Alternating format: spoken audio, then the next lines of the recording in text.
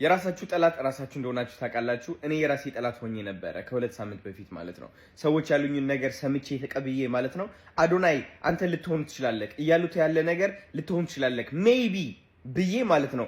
እንዳለ ማንነቴ ሁሉ ረስቼው ነበር። አላማዬ ሁሉ በቃሽ ላይክ ግራ ገብቶኝ ነበረ። ብታዩ የራሴ ጠላት ለካስ እኔ ነበርኩኝ ሁሉ ጊዜ ማለት ነው።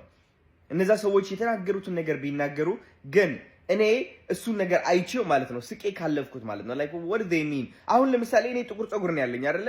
አንተ አዶናይ ይሄ ቀይ ጸጉርክ በጣም ያስጠላል፣ ጸጉር ቀይ ስለሆነ በጣም ነው የሚያስጠላው ካሉኝ ማለት ነው ላይክ what do you mean? ጥቁር ጥቁር እኮ ነው የምን ቀይ ነው ብዬ ይመልሳለሁኝ። ላይክ ወደ ልቤም አላስገባውም። አብዛኞቻችንም ማለት ነው ሰው ሲሰድበን፣ ሰው የማይሆን ነገር ሲነግረን፣ ያልሆነውን ነገር ስንነገር ማለት ነው እኛ ከልብ እንቆጥረዋለን። ግን እነዛ ሰዎች ምንም አያውቁንም። ምንድነው እያደረጉ ያሉት? በተቻላቸው አቅም እኛን ለማወቅ ይሞክራሉ።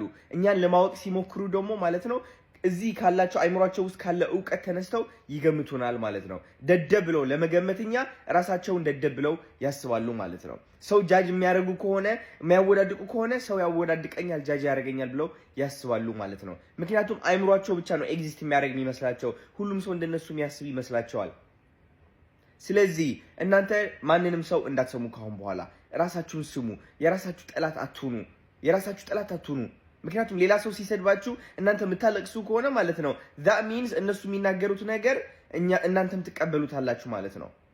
ልባችሁ ላይ ውስጥ ዲፕ ይሄ subconsciously ማለት ነው ራሳችሁ መጥፎ ነገር ትናገራላችሁ። ያ የሚናገሩት ነገር ትክክል ነው ብላችሁ ታስባላችሁ።